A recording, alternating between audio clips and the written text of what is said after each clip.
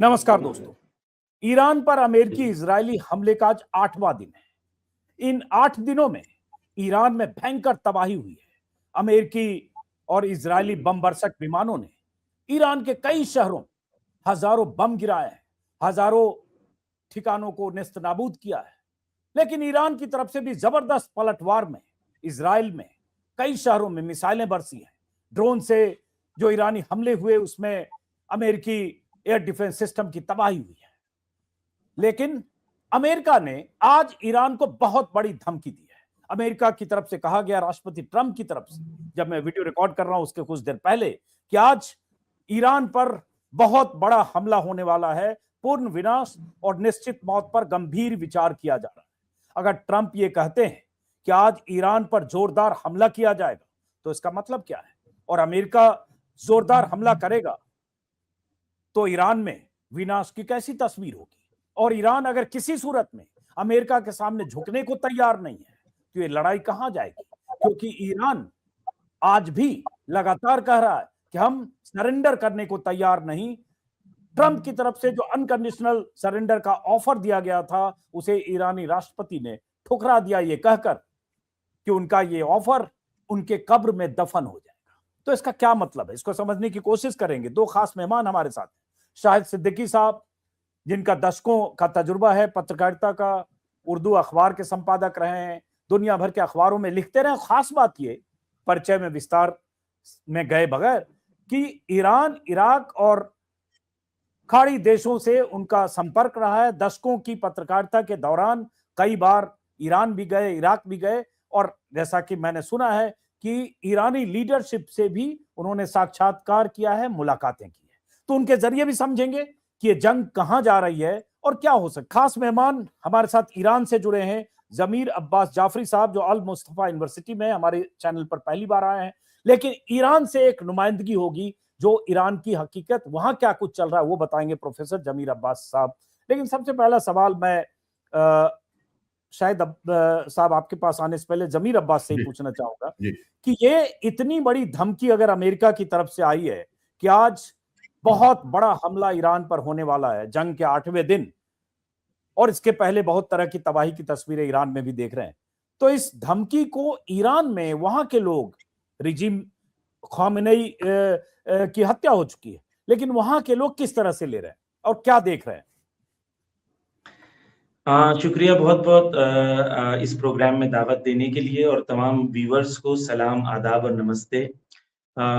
ये अमेरिका क्या है और ये ईरान की जो दृष्टिकोण है वो ये अमेरिका और ईरान की जंग नहीं है, बल्कि एप्स्टीन गैंग और उनसे मुकाबला करने वाले उन लोगों की है जो आज़ादी पसंद और इंसाफ पसंद लोग हैं।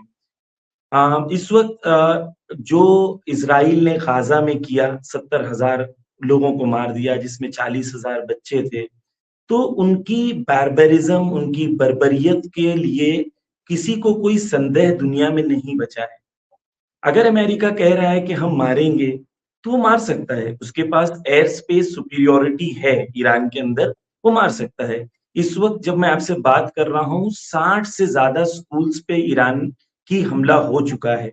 6,000 से ज्यादा जो मस्कूनी है, जो घर हैं या रेसिडेंशियल एरियाज हैं, 6,000 से ज्यादा हमला हो चुका है। ईरान पूरी तरीके से तैयार है। वो ज्यादा से ज्यादा मजलूम बच्चों को और मजलूम इंसानों को मार सकते हैं, लेकिन ईरान का पलटवार जब होगा तो क्या वो उनके लिए तैयार हैं?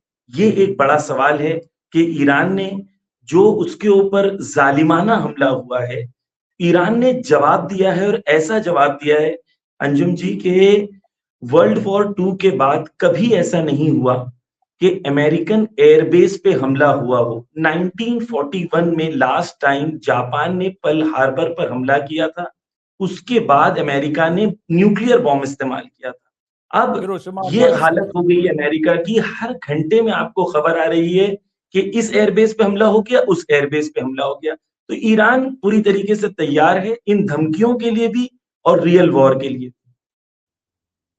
शायद सिद्दीकी साहब, अब आपसे जरा उस पर्सपेक्टिव को समझना चाहूंगा कि जिस तरह से ये जंग 8 दिन तक चली है, और दोनों तरफ तबाही हुई है, इजराइल की तरफ भी और ईरान की तरफ भी। लेकिन अमेरिका ने कतई नहीं सोचा होगा कि खामेनेई और उनके कमांडर्स की टारगेटेड ढंग से किलिंग करने के बाद 8 दिन तक ईरान ऐसे जवाबी हमले करता रहेगा, और तब आज ट्रंप को कहना पड़ा कि आज रात सबसे बड़ा हमला होगा। कैसे देखते हैं आप इसको?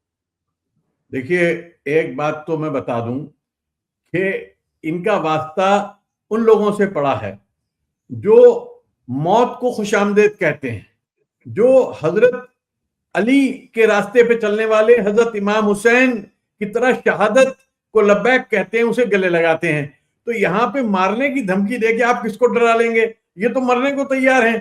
दूसरी बात यह कि आपने गजा पे लगातार 2 साल वो इतनी बम्बार्डमेंट की थी कि जितनी पूरी सेकंड वर्ल्ड वॉर में सारे यूरोप के ऊपर हुई थी। इतना सा खत्ता, इतना सा इलाका जो है दिल्ली एनसीआर के बराबर का इलाका है वो, उस पे आपने लगातार बम्बार्डमेंट की, हर घर को गिरा दिया, हर अस्पताल को गिरा दिया, हर स्कूल को गिरा दिया। उसके बावजूद उन्होंने सरेंडर नहीं किया। तो आप कैसे तवक्को करते हैं कि ईरान सरेंडर कर देगा? ईरान हरगिज हरगिज सरेंडर नहीं करने वाला है। अल्टीमेटली आप थक के हार जाएंगे, क्योंकि आप में क्षमता नहीं है। आप आए थे यहाँ पे 2 दिन की जंग लड़ने के लिए, अब आपने कहा चलो हफ्ते भर की लड़ाई, लेकिन जहां ये लड़ाई महीनों पे जाएगी वहां पे आप जो है आपको झुकना पड़ेगा।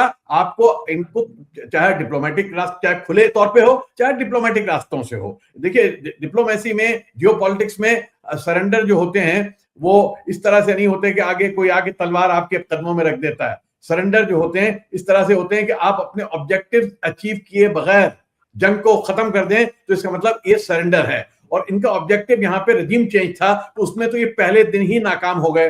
दूसरा, मैं तो इसको बार बार कह रहा हूं कि जिस वक्त इन्होंने आयतुल्लाह खामनेई को शहीद किया है, उनके साथ बड़े तादाद में लोगों को शहीद किया है, तो उस वक्त इनकी हार हो गई थी।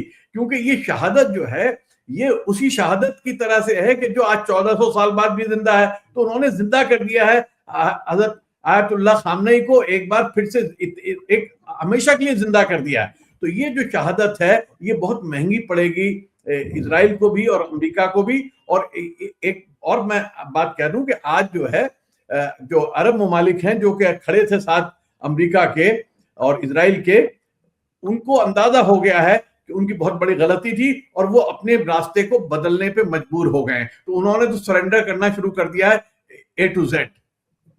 शाहिद साहब, मैं आपको जो ट्रंप ने आज शाम को जो अपने सोशल मीडिया पोस्ट में लिखा है उनके शब्द मैं जरा आपको सुनाता हूं, और इसमें किस तरह के खतरे और किस तरह के हमले का अंदेशा देखते हैं।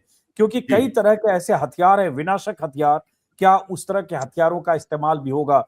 ट्रंप कहते हैं, लिखते हैं अंग्रेजी में, हिंदी तर्जुमा मैंने पहले बताया, today Iran will be hit very hard under serious consideration for complete destruction and certain death.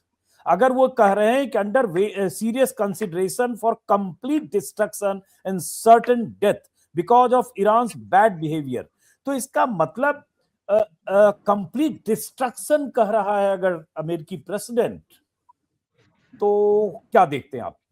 देखिए, इसका मतलब तो एक ही हो सकता है जो जो अमेरिका ने पहले भी किया है और जिसके लिए इजराइल उतारू है। इजराइल के पास आप सबको पता है कि 200 से 400 न्यूक्लियर वॉरहेड्स हैं और वो मुसलसल न्यूक्लियर ब्लैकमेल करता आया है। वो इजराइल कहता है कि सिर्फ मेरे पास न्यूक्लियर वॉरहेड्स होने चाहिए, मेरे पास न्यूक्लियर आर्म्स होने चाहिए, बाकी किसी को ये अधिकार नहीं है, बाकी किसी को हक नहीं है, और हम जब चाहे जिसको चाहे मार दें। तो अब ऐसे अगर उस तरफ इशारा है तो इसका मतलब अपनी शिकस्त तो पहले ही तस्लीम कर ली कि हमारे पास कोई रास्ता नहीं रह गया, हम हार रहे हैं, हम जंग नहीं लड़ सकते। तो जब जंग नहीं लड़ सको तो आखिरी हथियार की आप बात करते हो। और मैं नहीं समझता कि अभी वो है, लेकिन ये गीदड़ भभकी है। ये ट्रंप साहब जो हैं उनकी आदत है पुरानी कि धमका के लोगों को डराते हैं कि 15% लगा दूंगा मैं, उसके बाद नहीं 25% कर दूंगा, 50% कर दूंगा, अच्छा चलो 35% कर दूंगा, अच्छा चलो 12% कर दूंगा। तो जैसे कोई मोल तोल के लिए व्यापारी खड़ा होता है बाजार में, ये व्यापारी हैं दोनों, ये जो इजराइल वाले भी हैं और ये भी हैं, ये व्यापारी हैं, ये मौत का व्यापार करते हैं और ये इस तरीके से खरीदो फरोख्त का काम करते हैं। तो ये धमकाने की कोशिश कर रहे हैं। ईरान धमकी में आएगा नहीं, और अगर इन्होंने गलती कर दी, इस तरह का कोई हथियार इस्तेमाल करने की, तो फिर ये आप थर्ड वर्ल्ड वॉर है, फिर आधी से ज्यादा दुनिया तबाह होगी, फिर तो कोई एक नहीं बचेगा, क्योंकि ईरान भी तैयार है। और मैंने इसके बारे में भी कहा कि उनका जो डिमोना में जो उनका न्यूक्लियर सबसे बड़ा प्लांट है, जो 1949 से उन्होंने बनाया था, जहां पे ज्यादातर इनका स्टॉक पाइलिंग है, वो ईरान के जो मिसाइल हैं, जो हाइपर मिसाइल है, उसके निशाने पर पूरी तरह से, और उसको ये रोक नहीं पा रहे हैं। तो अगर ये हुआ तो फिर तबाही दोनों तरफ होगी, एक तरफ नहीं होगी। तो ये मैं नहीं समझता कि अभी अमेरिका ये करेगा, सिर्फ अभी वो डरा रहा है कि शायद मैं डरा के काम चला लूं। प्रोफेसर जमीर अब्बास साहब, रहने वाले आप भारत के हैं, लेकिन ईरान में कितने साल हुए ईरान में आपको प्रोफेसर साहब? मैं 13 साल से ईरान में। 13 साल से हैं। तो इन 8 दिनों में जो कुछ भी ईरान में आपने देखा, मैं चाहूंगा आपके जरिए वो भी सुने, क्योंकि बहुत तरह की तस्वीरें आ रही तबाही की। लेकिन फिर वही सवाल जो मैंने शाहिद साहब से पूछा, आपसे भी पूछ रहा हूं कि अगर ट्रंप ये लिखते हैं today Iran will be hit very hard under serious consideration for complete destruction and certain death because of Iran's bad behaviour, इसमें एक बात और है, are areas and groups of people that were not considered for targeting up until this moment in time. मतलब अब तक जिन लोगों को, जिस ग्रुप को, जिस समूह को टारगेट नहीं किया जा रहा था, उनके भी सर्टेन डेथ का इस बार टारगेट किया जाएगा। तो इसका मतलब कुछ भी हो सकता है, पता नहीं भाई। वहां के प्रेसिडेंट हैं, वहां के विदेश मंत्री हैं, उप विदेश मंत्री हैं, बहुत सारा अमला है, सरकारी अमला है। ये इस धमकी का क्या मतलब निकलता है भाई? खामेनेई, उनके कमांडर्स, उनके लीडर्स, पहले ही हमले में 40 लोग मारे गए, अब तक न जाने कितने लोग मारे गए। अब अगर अमेरिका ये कह रहा है। अजीत जी, देखें, जैसा कि शाहिद साहब ने कहा कि जंग ऑब्जेक्टिव से लड़ी जाती है, मारने से तो नहीं है। गुंडों की तो बात नहीं है कि हम तुम्हारे 4 मार देंगे, 8 मार देंगे, 10 मार देंगे। ये गुंडों की जबान है, ये बदमाशों की जबान है, ये सिविलाइज्ड लोगों की जबान नहीं है। लेकिन इनसे कोई और एक्सपेक्टेशन भी नहीं रखी जा सकती। देखिए अजीत जी, मैं आपको और हमारे व्यूअर्स को, मैं आपके साथ वीडियोस भी शेयर करूंगा, अगर आप चाहें तो व्यूअर्स के साथ डिस्प्ले कर सकते हैं। मैं कल जो है जुमा की नमाज के बाद यहाँ पर कई लाख लोग जो है रास्ते पे आए, और उन्होंने रास्ते पे आके इजहार किया कि हम जालिम के सामने तस्लीम नहीं हो सकते, जालिम के सामने सरेंडर नहीं कर सकते। हर रोज रात को, आप इमेजिन नहीं कर सकते अजीत जी, हर रोज रात को हर नुक्कड़ पर या मेन जो सिटी के सेंटर से, वहां पर हजारों की तादाद में लोग जमा हो रहे हैं। आपको लगेगा कोई फेस्टिवल चल रहा है, आपको लगेगा जंग नहीं हो रही है। यानी लोगों के अंदर यहाँ पर जो इस वक्त की फीलिंग है, वो इनके नारे सुने। इनके नारे हैं, मी जंगीम मी मीरीम जिल्लत ने मी पजीरीम। हम लोग लड़ेंगे, हम लोग शहीद हो जाएंगे, लेकिन हम जिल्लत को नहीं कबूल करेंगे। देखिए अजीत जी, जो भी ईरान को समझना चाहता है, जब तक वो करबला की ऐनक अपनी आंखों में नहीं लगाएगा, उसे ईरान नहीं समझ में आएगा। हर इंसान अपनी ऐनक से ईरान को समझना चाहता है, वो नहीं समझ पाता ईरान को। मैं एक तारीखी, जो शाहिद साहब ने जिसकी तरफ इशारा किया था, जो मुहर्रम हमारे यहाँ मनाया जाता है, करबला इमाम हुसैन, वहां पर क्या हुआ था, एक बादशाह था जिसने इमाम हुसैन को कहा कि आप मेरे सामने तस्लीम हो जाओ, सरेंडर कर दो। इमाम हुसैन ने 72 साथियों के साथ खड़े हुए और कहा, मेरा सर तो कट सकता है लेकिन मेरा सर झुक नहीं सकता। और तमाम साथियों के साथ इमाम हुसैन ने वहां बलिदान दिया, लेकिन जालिम के सामने सर नहीं झुकाया। शिया आइडियोलॉजी में ये एक कोर वैल्यू सिस्टम है कि जालिम के सामने सर नहीं झुकाना है, जालिम के सामने सर झुका देना जिल्लत की जिंदगी है। और इमाम हुसैन ने कहा, मेरे लिए एक दिन की इज्जत की जिंदगी 1000 साल जालिम के सर के नीचे रह के जिल्लत की जिंदगी से बेहतर है। तो जितना ये हमें डराना चाहेंगे, जितना धमकी देंगे, उतना ये कौम यूनाइट होगी, उतना ये कौम के अंदर जज्बा आएगा। ठीक है, तो मार दोगे ना, ज्यादा से ज्यादा क्या है, जो कौम मौत से नहीं डरती उसे किस चीज से डराएंगे। तो ये जो अमेरिका की धमकी है, ये ईरान की आवाम को यूनाइट कर रहा है। आप सोचें, इस वक्त ईरान में 1500 के आसपास लोग शहीद हो चुके हैं, 200 से ज्यादा बच्चे हैं। किसी और कौम में ये होता तो डर का माहौल होता, लेकिन आप देखिए यहाँ बाजार खुले हैं, शॉपिंग सेंटर्स खुले हैं, यहाँ पर पेट्रोल पंप, मैं कल पेट्रोल भरने गया तो दो कार्स खड़ी थी पेट्रोल पंप पे। ना यहाँ पैनिक है, ना यहाँ के शॉपिंग बाजार। आप इसको कंपेयर करें टेल अवीव से, सिर्फ मैं 30 सेकंड लूंगा। टेल अवीव में जो अमेरिकन एम्बेसी है, वहां से अल जजीरा और कई न्यूज चैनल्स पर आया कि अमेरिकन एम्बेसी ने कहा, अनाउंस किया कि हमारे से हजारों लोग रिक्वेस्ट कर रहे हैं कि हमें सेफली इजराइल से बाहर निकालें, क्योंकि वहां के सिटीजन डुअल सिटीजन होते हैं, अमेरिका और इजराइल दोनों के सिटीजन। वहां पे लोग कह रहे हैं हमें भगाएं यहां से। अमेरिकन एम्बेसी ने ऐलान किया कि हम आपको नहीं लेके जा सकते हैं, हम आपको सेफ्टी नहीं दिला सकते हैं। तो एक कौम वो है जो मैदान छोड़ के भाग रही है, और दूसरी कौम वो है जिनको मिसाइल मार रहे हैं तो मैदान में आ रही है। दो कौमों की आप तुलना कैसे कर सकते हैं, जब दोनों कौमों के अंदर जज्बे में, इंटेंट में, बलिदान में, अखलाकी और मानवी और नैतिक वैल्यूज में जमीन से आसमान का फर्क है। एक बलिदान देना चाहती है, दूसरा खून पीना चाहती है। दोनों के बीच में तो कोई कंपैरिजन ही नहीं हो सकता। और ये करबला का नारा है जो ईरान में लगता है लास्ट 10 सेकेंड्स में, यहाँ पर हर प्रोग्राम में नारा लगता है हाथ मिन्नत जिल्ला। उसका मतलब ये होता है कि हम जिल्लत को कभी भी कबूल नहीं करेंगे। जालिम के सामने सर कट सकता है, सर झुक नहीं सकता। ये ईरान की आइडियोलॉजी है, ये बिल्कुल क्लियर होनी चाहिए हमारी आवाम के लिए, जनता के लिए। शाहिद आप कुछ वीडियो दिखाना चाह रहे थे, मैं अगले सवाल पे आपसे वीडियो देखता हूं, लेकिन शाहिद साहब ये बताएं, देखिए अगर मिलिट्री पावर की बात करें, एयर पावर की बात करें, एयर सुप्रीमेसी की बात करें, तो अमेरिका इजराइल ज्वाइंट है। अकेले इजराइल की एयर पावर ईरान के मुकाबले बहुत मजबूत है, लेकिन सुपर पावर अमेरिका भी साथ है।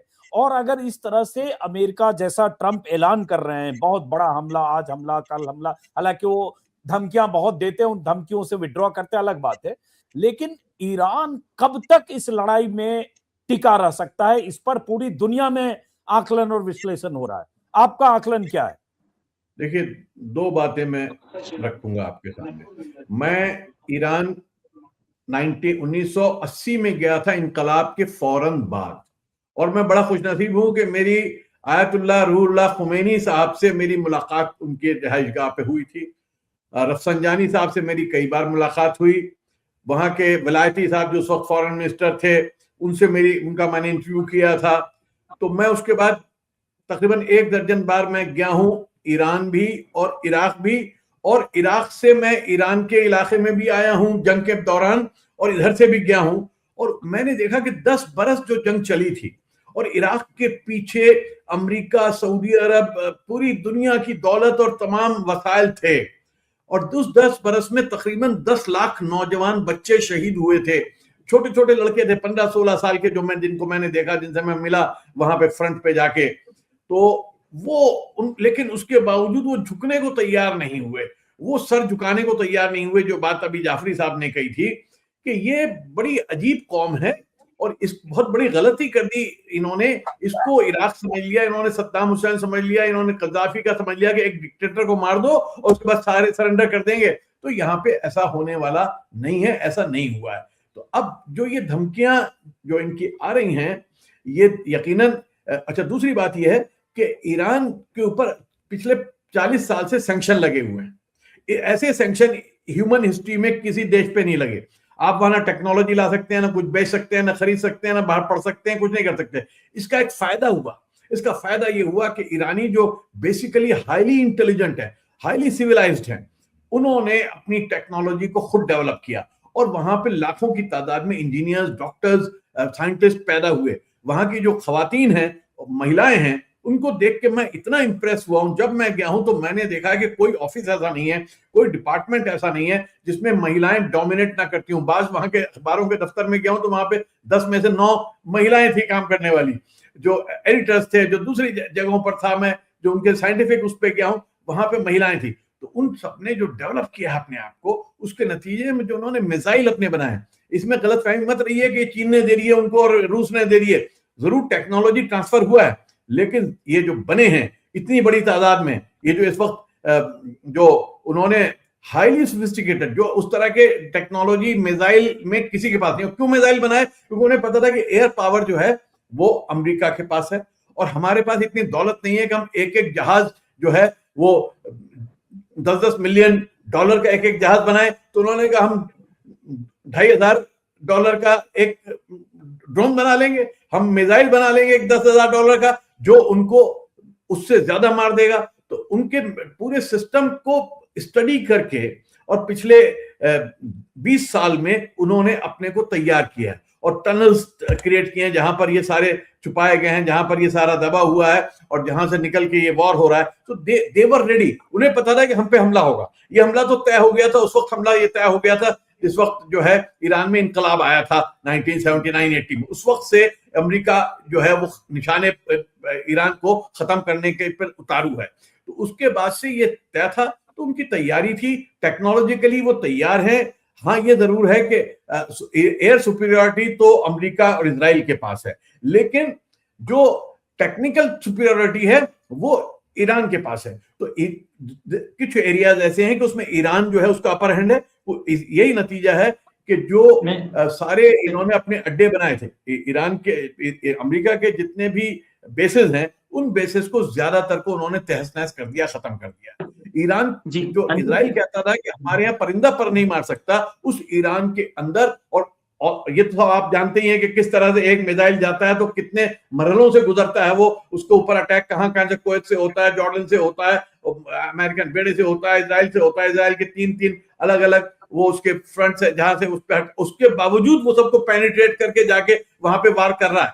तो ये जो हो रहा है ये भी कम नहीं है। अगर जो इन्होंने आज कोई बहुत बड़ा हमला किया और 10-20 हजार 50,000 लोगों को मारने की कोशिश की, तो मैं समझता हूं कि इधर भी मिसाइल हैं जो बहुत भारी जो है खून खराबा कर सकते हैं। और एक आखिरी बात मैं कहूंगा कि अमेरिका और इजराइल घबरा गए हैं, क्योंकि उन्होंने जो डिवीजन किया था कि अरबों के और के बीच लड़ाई हो जाए, वो लड़ाई कराने में नाकाम हो गए। आज ये बात सामने आ गई है। आज का जो बड़ा डेवलपमेंट है, इनका बयान नहीं है मेरे साथ, जो बड़ा डेवलपमेंट यह है कि ईरान ने कह दिया है कि हम कोई हमला नहीं करेंगे अगर वहां से हम पे हमला नहीं होगा। उससे पहले सऊदी अरब ने कह दिया कि हमने हमला नहीं किया, हम हमले में नहीं शामिल हैं। यूएई ने कह दिया कि कतर ने कह दिया कि हम शामिल नहीं है। इसका मतलब यह है कि एक अंडरस्टैंडिंग बन गई है अरब्स के और गल्फ के और ईरान के बीच में कि हम एक दूसरे को खत्म नहीं करेंगे, हम इजराइल का गेम कामयाब नहीं होने देंगे। तो ये बड़ी खबर है। उससे भी बड़ी खबर ये है और नतीजा ये होने वाला है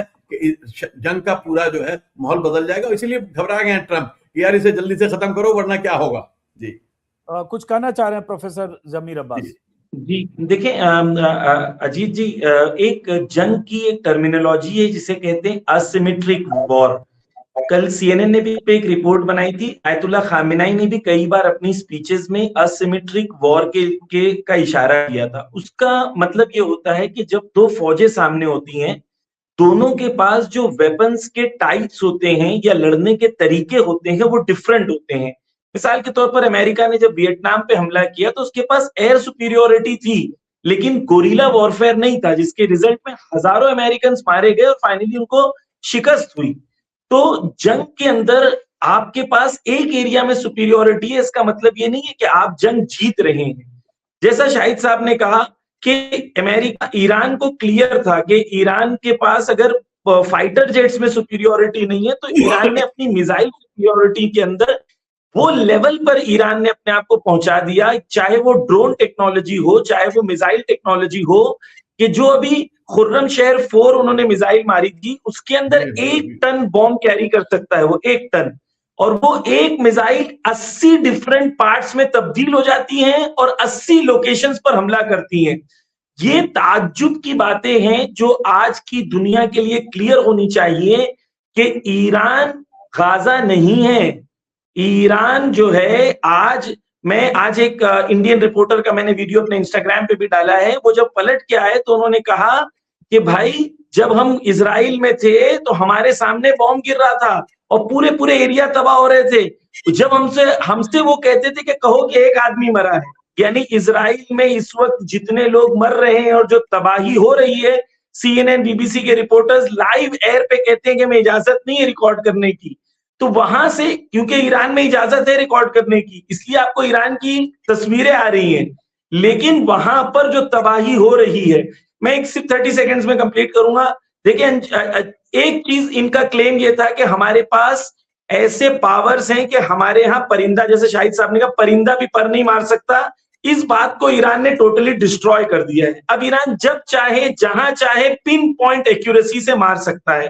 तो जैसे अमेरिका ईरान के एयर स्पेस में आके पिन पॉइंट एक्यूरेसी से मार सकता है, उसी तरीके से ईरान अपनी मिसाइल से भी वहां पर पिन पॉइंट एक्यूरेसी से मार सकता है। उनकी डिफेंस मिनिस्ट्री के हेडक्वार्टर्स पर इनकी मिसाइल लग चुकी है। तो ये क्लैरिटी होनी चाहिए कि इस जंग में ऐसा नहीं कि अमेरिका मार सकता है, ईरान नहीं मार सकता है। हो सकता है वो 10 मार सकता हो, ईरान 4 मार सकता हो, लेकिन जंग वो नहीं जीतेगा जो ज्यादा मार सकता है। जंग वो जीतेगा जो ज्यादा मार खाने के बाद वॉर ऑफ अट्रीशन के अंदर मैदान में खड़े रखने की सलाहियत हो। और ईरान ने 10 साल इराक से जंग करके ये बता दिया है कि ईरान के अंदर लॉन्ग टर्म लड़ने की क्षमता है। $1 बिलियन हर रोज फाइनेंशियल टाइम्स के मुताबिक खर्च हो रहा है अमेरिका का, $1 बिलियन। 100 दिन जंग चलेगी तो $100 बिलियन, और अमेरिका इस वक्त 40 ट्रिलियन डॉलर्स के लोन में है। डोमेस्टिक तौर पर अमेरिका में जंग को एक्सेप्ट नहीं किया जा रहा है। इसकी रेटिंग जो है वो वर्स्ट अमेरिकन प्रेसिडेंट बाइडेन था उससे भी नीचे हो गई है। 10 में से 7 लोग अमेरिका में ट्रंप को पसंद नहीं करते हैं। इस वॉर को 50% से ज्यादा लोग पसंद नहीं करते हैं। उनके सेनेटर्स जब गए तो उनके सेनेटर्स ने जब क्लासिफाइड मीटिंग सुनी तो बाहर आके कहते हैं कि ये अमेरिका के लिए सिवाय मौत के कोई फैसला नहीं है। क्लासिफाइड इंफॉर्मेशन के बाद कहते हैं, और वो ये कह रहे हैं कि Trump has no end game. एक लास्ट बात मैं कह रहा हूं, एक्सियोन न्यूज जो अमेरिका की सबसे मोतेबर जंग की न्यूज मानी जाती है, कल उसके अंदर एक एक्सपर्ट ने कहा कि हमने ये सोचा था कि मारेंगे, आयतुल्ला खामेनी शहीद हो जाएंगे, कमांडर शहीद हो जाएंगे और वो डिस्ट्रॉय हो जाएंगे। रिजल्ट क्या हुआ? लोग यूनाइट हो गए। सिर्फ उनका एक जुमला था, if Iran is able to stand just as a country together after this attack, it means Iran has already won the war. ये एक्सियोन न्यूज पे अमेरिकन एक्सपर्ट्स कह रहे हैं। अच्छा, एक सवाल फिर आपसे पूछता हूँ, क्यूरियोसिटी में आता हूँ शायद भाई आपके पास, कि ये हम लोग भी अगर यहाँ से पहले दिन जब खबर आई 28 तारीख को आयतुल्ला खामेनी और उनकी पूरी टीम पर बॉम्बिंग हुई, और 1 तारीख को सुबह सुबह तड़के खबर आई, तो हम लोगों को भी एक लेमैन देखें जो बाहर अगर हैं, यही लगेगा कि अगर एक जगह बॉम्बिंग करके सुप्रीम लीडर समेत मिलिट्री कमांडर्स, टॉप लीडर्स को मार दिया अमेरिका ने, तो फिर ये 24 घंटे, 48 घंटे, 72 घंटे में उनका सिस्टम कोलैप्स कर सकता है। लेकिन 8 दिन बाद भी रिटेलिएशन वैसे ही है। तो आपसे समझना चाहूंगा, आप 12-13 साल से ईरान में हैं, कि क्या सिस्टम है, कैसे हो रहा है? बहुत सारे लोग ये लिखा जा रहा है सोशल मीडिया पे कि जहां तहां जो उनके कमांडर्स हैं, मिसाइल सेंटर्स हैं, जिसको जहां मर्जी हो रहा है वहां मिसाइल ने दाग रहा है। तो तरह तरह की बातें कही जा रही है। कम्युनिकेशन सिस्टम पर अमेरिका इजराइल का सर्विलांस है, पूरे उनके सिस्टम, मिसाइल सिस्टम को, लॉन्चिंग पैड को बहुत जगह ध्वस्त करने का ऐलान किया जा चुका। फिर ये हो कैसे रहा है? ये इतना ऑपरेशन कैसे हो रहा है? मैं एक बात इसमें पहले मैं कहूंगा कि जाफरी साहब तो बताएंगे, लेकिन मैं एक बात कह दूं कि जिस वक्त ये खबर आई थी मैं समझ गया था कि अमेरिका हार गया। और मैं इसलिए कह रहा हूं कि आयतुल्ला खामेनी तैयार थे शहादत के लिए। ऐसा नहीं है कि इनके कोई बड़ा सिस्टम बड़ा भारी था, इन्होंने ढूंढ के निकाल लिया था। वो छुपे ही नहीं थे, घर में बैठे थे भाई, और उनकी मीटिंग होती थी, खुली मीटिंग होती थी, सारे ऑफिसर्स आते थे, और ऑफिसर्स के पास ये न्यूज आ रही थी कि वहां से जहाज उड़े हैं। ये पूरी इंफॉर्मेशन थी कि 2.5 घंटे में वो जहाज पहुंचते हैं, वो पहुंचने वाले हैं। और आयतुल्ला खामेनी ने इनकार कर दिया बंकर में जाने से, और उनके जो साथी थे, वो जो ऑफिसर्स थे, मिनिस्टर्स थे, वो कैसे जाके छुप जाते अगर उनका जो रूहानी जो कायद है वो छुपने को तैयार नहीं है। तो ये जो गलत फहमी थी लोगों को कि ये सब इनके मरने से, उनके मरने से यूनाइट हो गए, उनके मरने से ताकत आ गई है। अगर उनकी शहादत ना होती तो शायद इस तरह से लड़ाई न चल रही होती जैसी कि आज जितनी ताकत आज है। क्योंकि मैं ईमानदारी से एक बार बता दूं कि ईरानी भी सब नहीं है कि सब हुकूमत की हिमायत में। मैं बहुत बार गया हूं, वहां एक अच्छा बड़ा सेक्शन है जो हुकूमत से, जैसा हर मुल्क में होता है, हुकूमत से नाराज है, महंगाई की वजह से, दूसरी परेशानियों की वजह से, जो सैंक्शन है उसकी वजह से, लेकिन इसके नतीजे में सब यूनाइट हो गए हैं जिनके ऊपर तकिया किया था अमेरिका ने कि बगावत के लिए जो अपर क्लास है तैयार हो जाएगी, सब लड़कियां निकल आएंगी बाहर अपने हिजाब फेंक फेंक के। वो कुछ नहीं हुआ, वो सारा फेल हो गया। जो निकल भी रही थी उन्होंने भी हिजाब ओढ़ लिया दोबारा से। जी जाफरी साहब माफ कीजिएगा। देखिए अच्छा बहुत जरूरी था। अब जाफरी साहब जी शाहिद साहब, जैसे शाहिद साहब ने कहा कि पहली चीज तो ये है कि आयतुल्लाह खामेनाई ने ट्रंप और नेतन्याहू को ट्रैप किया है अपनी शहादत देके, यानी उन्होंने खींच के लाया है, उनको मजबूर किया है कि वो उनको शहीद कर दें। आयतुल्लाह खामेनाई की शहादत 28 फरवरी को हुई है। पहली रमजान से डेली आयतुल्लाह खामेनाई उसी इमाम बारगाह में रोज रात को 9 बजे लाइव आते थे, कुरान पढ़ते थे। डेली ऐलान होता था कि वो आ जाएं, आज भी कुरान पढ़ रहे हैं लाइव। तो आयतुल्लाह खामेनाई ना छुपे हुए थे, ना इन्होंने कोई टेक्नोलॉजी से आयतुल्लाह खामेनाई को ढूंढ के निकाला। जब आयतुल्लाह खामेनाई को ऑफिसर्स ने कहा कि चाइना ने एक दिन पहले वार्निंग दी थी अपने सिटीजन्स को कि चले जाएं, तो वहां पर ये क्लैरिटी थी कि क्योंकि रशिया जब कोई दूसरी कंट्री दे रही थी, अमेरिका वगैरह दे रहे थे, तो पता था कि ये दुश्मन है, लेकिन चाइना ने जब दिया तो एहतिमाल ज्यादा था कि जंग होगी और वो हमला करेंगे। आयतुल्लाह खामेनाई ने कहा कि अगर हम 9 करोड़ ईरानियों के लिए बंकर नहीं बना सकते, उनको बंकर में नहीं रख सकते, तो मैं भी बंकर में नहीं जाऊंगा। तो मानवता और नैतिकता और मॉरल ग्राउंड्स में आयतुल्लाह खामेनाई ने अपना स्टैंड इतना सुपीरियर बना लिया पूरी उम्मत मुस्लिमा के लिए कि आज आप दिल्ली में रहते हैं, ओखला में रहते हैं, आज आप किसी भी मुसलमान से, शिया सुन्नी वहाबी जो भी होगा, आप उसको पकड़ के पूछे आयतुल्लाह खामेनाई कौन थे, तुम्हारी नजर में क्या है, तो रो रो के बोलेगा कि मेरे लिए हीरो थे वो। आयतुल्लाह खामेनाई ने अपने आप को मुसलमान उम्मत का हीरो बना दिया शहादत को कबूल करके। मैं अजीत जी आपको एक बात कहूंगा, फिर मैं आपके जवाब को भी दूंगा। एक बच्चा उनके पास आता है, एक बहुत वायरल वीडियो ईरान में, वो बच्चा छोटा सा होता है, उनको पूछता है कि देखिए बच्चों की फीलिंग देखें, वो बच्चा कहता है कि आगा मेरे लिए दुआ करें कि मैं शहीद हो जाऊं। ये बच्चा कह रहा है। तो आयतुल्लाह खामेनाई उसको जवाब देते हैं, बेटा पहले तुम इल्म हासिल करो, मेहनत करो, इंसानियत की खिदमत करो, बड़े हो जाओ, शादी करो, एक ऐसी जीवन जियो जो कामयाब जीवन है, फिर 70-80 साल के होके शहीद हो जाना। लोग इससे ये एनालिसिस कर रहे हैं कि आयतुल्लाह खामेनाई ने खुद अपने बारे में ये कहा था। तो एक आयतुल्लाह खामेनाई ने शहादत को कबूल किया, क्यों कबूल किया बहुत इंपॉर्टेंट। एक ये कि पूरे मुस्लिम वर्ल्ड में जो वेस्ट एशिया में अमेरिकन डोमिनेशन है, उसके मुकाबले में जो एक रेजिस्टेंस का एक नजरिया है, उस नजरिए को आयतुल्लाह खामेनाई लीड करते थे। और इस आयतुल्लाह खामेनाई की शहादत से मुसलमानों में वेस्ट एशिया में वो एंटी अमेरिकन और प्रो रेजिस्टेंस मजबूत होगा, और हर इंसान जो वेस्ट एशिया में वो ये कहेगा कि आयतुल्लाह खामेनाई की कुर्बानी का नतीजा ये होना चाहिए कि वेस्ट एशिया से अमेरिका को निकाल के बाहर कर दिया जाए। एक ये। दूसरा, ईरान एक बहुत बड़ी कंट्री है, कई लाख स्क्वायर मीटर पर ईरान फैला हुआ है।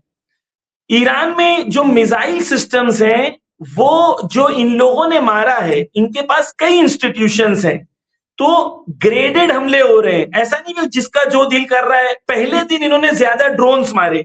क्यों पहले दिन ज्यादा ड्रोन्स मारे? एक रीजन ये था कि ड्रोन सस्ते होते हैं। दूसरा रीजन ये है कि जब ड्रोन्स मारते हैं तो जो दुनिया में नॉर्मल वॉरफेयर होता है उसमें फाइटर जेट्स आती है मारने के लिए।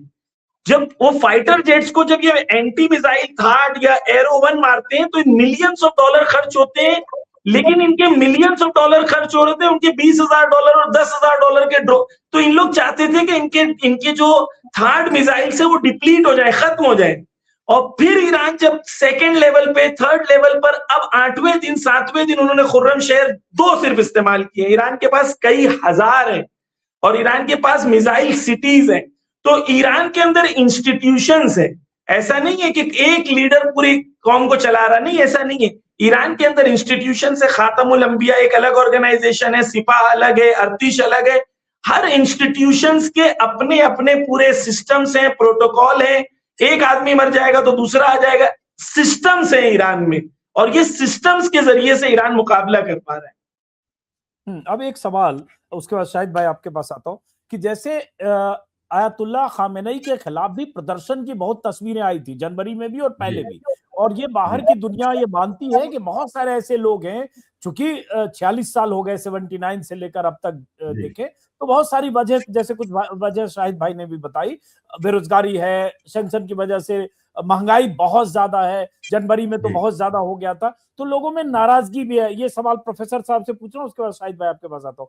तो ये नाराजगी वाले लोग जो चाहते रिजीम चेंज, इनका रेशियो, और खामेनेई के साथ लोग जो रिजीम चेंज नहीं चाहते, उसका क्या रेशियो है? बाहर से तो पता नहीं चलता है।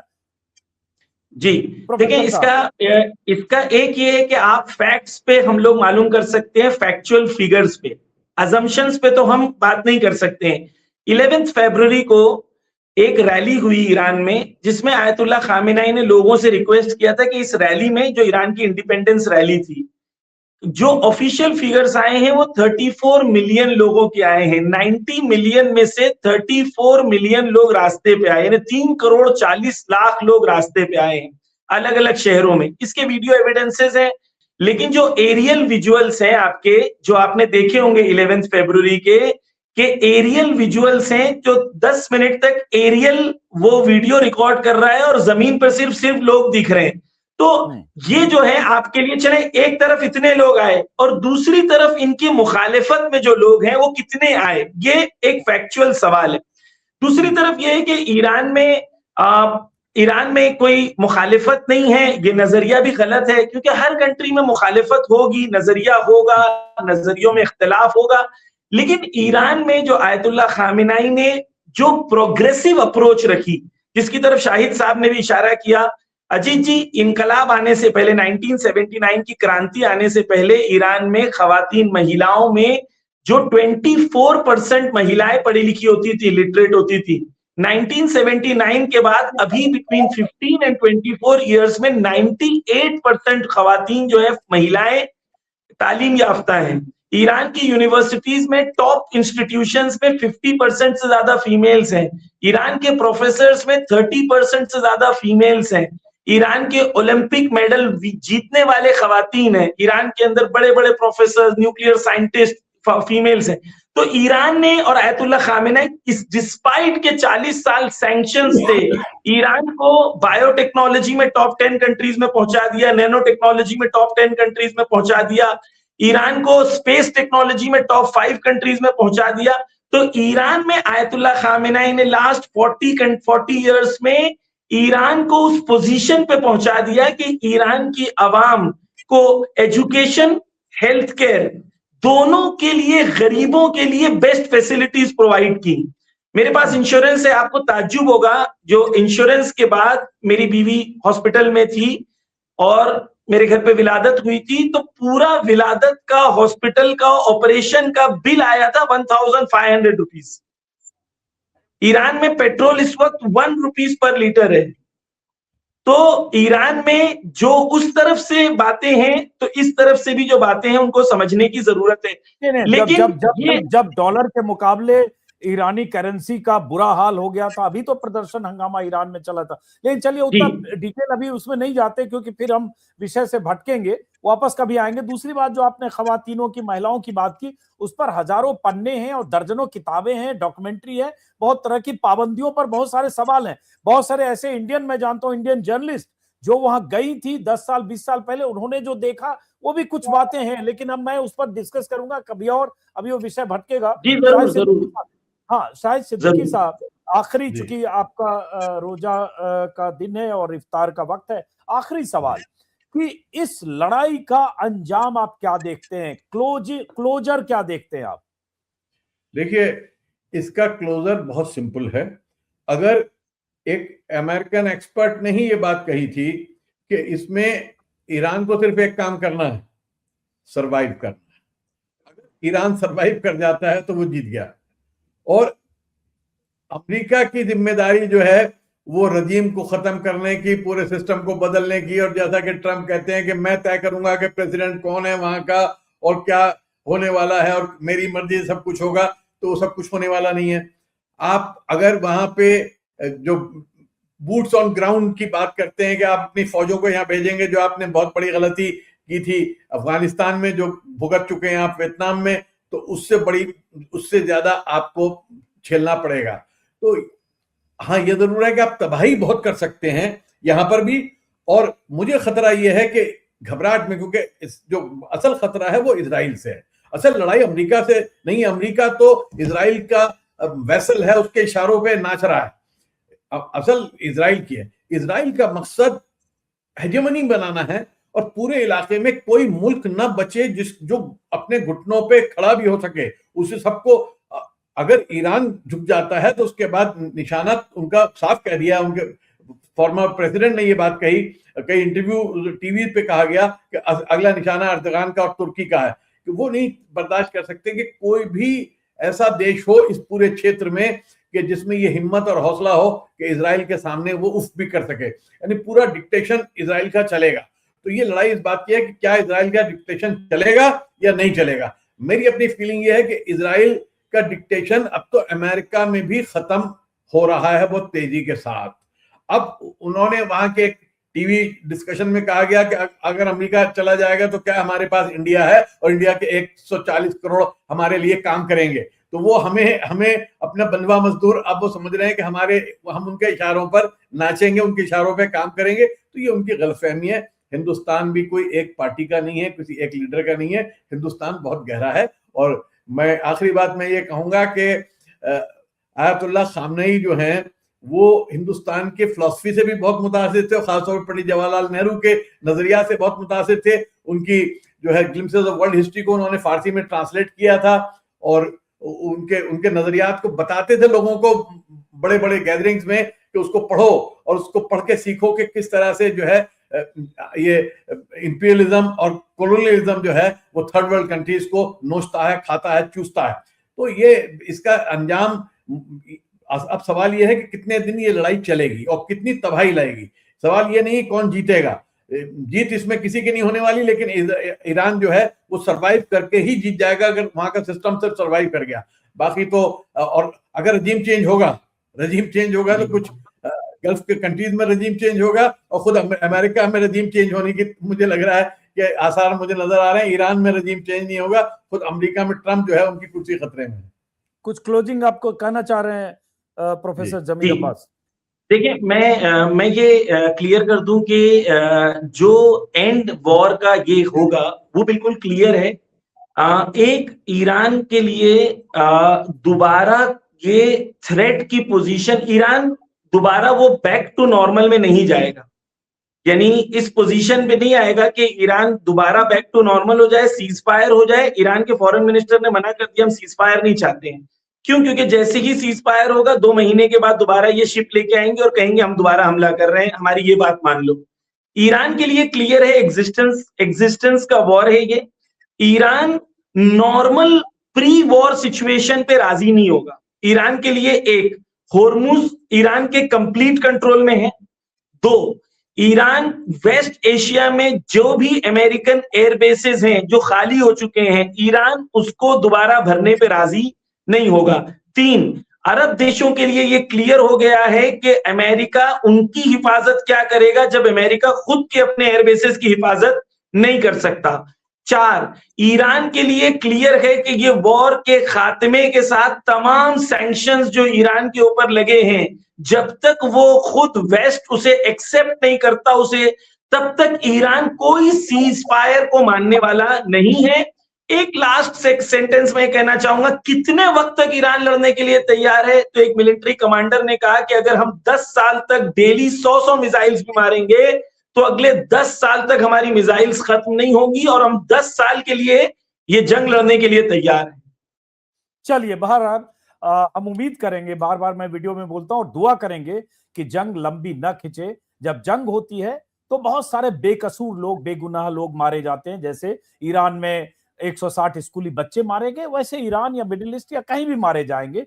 तो जंग आखिरकार इंसानियत और मानवता के लिए बहुत विनाशकारी होता है। लेकिन फिलहाल देखते हैं क्या होता है। आप सभी मेहमानों का, दोनों मेहमानों का बहुत बहुत शुक्रिया। नमस्कार।